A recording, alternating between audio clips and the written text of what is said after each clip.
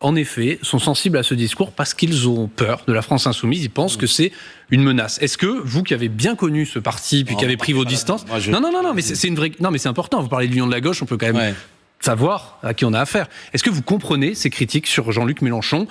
Certains l'accusent de communautarisme, d'autres disent, par exemple, sur l'antisémitisme, il n'a pas toujours été en pointe. On se souvient notamment qu'il a dit que l'antisémitisme était marginal en France. Est-ce que vous comprenez que ça heurte et que ça choque et ça fait que certains ont peur aujourd'hui de la gauche ? Non, mais il ne faut pas avoir peur de la gauche. Moi, je suis pour le nouveau Front populaire. Le nouveau Front populaire est une alliance dans laquelle il y a la France insoumise. Il y a les électeurs de la France insoumise. Il y a même la direction, si vous voulez, de la France insoumise.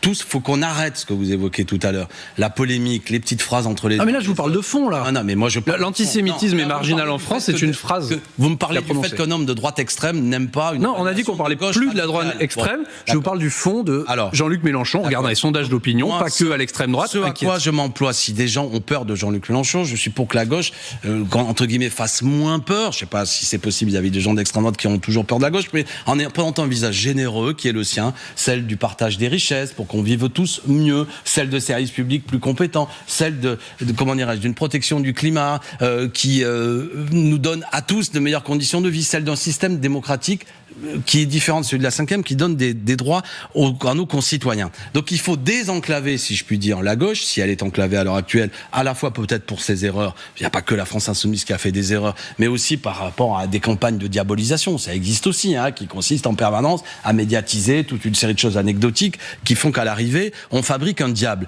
Moi je dis... ne nous satisfaisons pas, si vous voulez que je dise un mot à l'attention de mes amis insoumis, en mettant la tunique de Belzébuth pour être le diable de service. Ça, c'est pas bien. Ce que nous cherchons à faire, ça n'est pas seulement de faire un bon score à l'avenir, c'est comment nous en remportons la prochaine élection présidentielle. Donc comment on a 51%... Avec un Jean-Luc Mélenchon qui est déjà prêt à être candidat, la France insoumise qui se présentera sous ses couleurs à la présidentielle. Il faut pas. Et donc, mais s'il y va, vous le soutiendrez ou pas?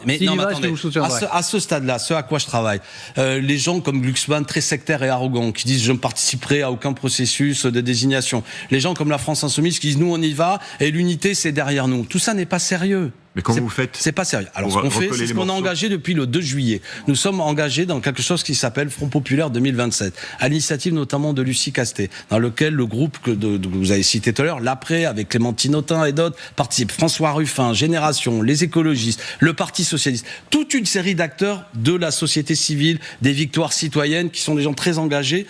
Non mais d'accord, ça on l'entend. Mais vous répondez... Non, parce que vous répondez pas à notre question. Aujourd'hui, vous pouvez appeler, si vous voulez, à l'Union des gauches. Il se trouve que Jean-Luc Mélenchon n'en veut pas. Mais faire de la question très concrète, mais si Jean-Luc Mélenchon va à l'élection présidentielle, est-ce que vous le soutiendrez, oui ou non? Mais pourquoi, quand vous avez Jean-Luc Mélenchon, vous ne lui posez pas la question s'il y a un candidat unique, mais pourquoi vous n'avez pas le rejoindre? Non, vous ne lui posez pas. Si, on lui pose. Moi, ce que je veux, c'est modifier ce scénario. Si tout le monde est divisé, je veux dire, ce sera un scénario terrible. Vous voulez une primaire? Parce que nous perdons. Regardez tous les candidats potentiels qui ont plus ou moins fait un pas. Est-ce que vous dites qu'il faut que tous ces gens-là soient dans la même primaire? Oui, il faut un processus de désignation d'un candidat commun. D'accord? De Mélenchon à Glucksmann, voire à sur la base du programme du NFP. Oui, ouvert à tous ceux qui veulent l'unité. L'avantage de Mélenchon par rapport à Glucksmann, c'est que Mélenchon, à travers son nom, c'est le nouveau Front populaire, et il est d'accord avec le programme du nouveau Front populaire. Pourquoi je cite ce programme? C'est qu'il nous a rassemblés, il a fait 9 millions de voix la dernière fois. L'erreur stratégique que fait Raphaël Glucksmann, c'est qu'il n'est pas d'accord avec ce programme, et je ne sais pas très bien programmatiquement... Ce qui est très intéressant dans ce que vous dites à l'instant, ce qui est très intéressant dans ce que vous dites à l'instant, c'est de dire, bon, finalement, Jean-Luc Mélenchon, si se soumettait à une primaire de l'ensemble de la gauche, pourrait être un bon candidat parce qu'il incarne le programme du nouveau Front populaire. Donc vous dites, Jean-Luc Mélenchon 2027, pourquoi pas, s'il y a l'unité derrière? Moi, je dis de manière, pourquoi pas à tous ceux qui seront d'accord avec l'unité qu'elle est réalisée. Pourquoi pas Jean-Luc Mélenchon? Maintenant, là où j'ai une discussion, sur ce plateau télé, c'est compliqué, mais je l'ai eu au sein de la France Insoumise, c'est qu'il y a non seulement le programme, mais il y a la stratégie. Et je pense que la stratégie de la France Insoumise, qui a été extrêmement véhémente aussi par rapport à ses partenaires, et qui par moments cherche d'abord le secteur le plus radicalisé de la population, mais ne développe pas toujours un discours qui lui permet d'être compris au-delà de ce que nous sommes, parce que les choses soient claires, même si c'est très bien, Mélenchon a fait 7 millions de voix, le nouveau Front populaire en a fait plus de 9 millions, et si nous voulons gagner une élection présidentielle, il faut en faire 16 à 17 millions. Donc la question est comment on s'adresse à 8 millions de gens, notamment aujourd'hui, vous l'avez pointé tout à l'heure, qui pour certains ont un peu peur de nous, comment on leur parle de sujets qui sont leur quotidien, défense de l'école, défense des services publics, juste répartition des richesses, défense du salariat, meilleures conditions de travail. Donc ça, plutôt que d'être enfermé, mais c'est souvent vous les responsables, dans des questions polémiques en permanence ou dans une posture de radicalité. En un mot. Non, mais ça vous arrive aussi d'être un peu caricatural dans la volonté de créer des débats. En un mot, parce qu'on va devoir rendre l'antenne, mais on va faire un petit jeu, dites-nous, sur ces visages qu'on a vus là, c'est pas exhaustif. S'il faut en choisir un aujourd'hui pour 2027, c'est qui? Mais il faut quelqu'un qui nous rassemble. Mais c'est qui? Non, mais si vous voulez que je vous dise que je suis très ami avec Clémentine Autain et François Ruffin, que notamment le 30 août,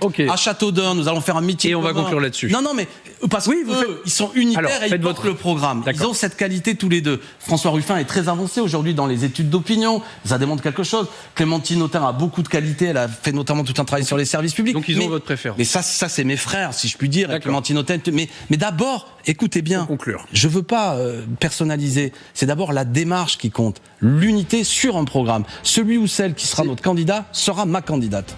Merci beaucoup Alexis Corbière. Merci.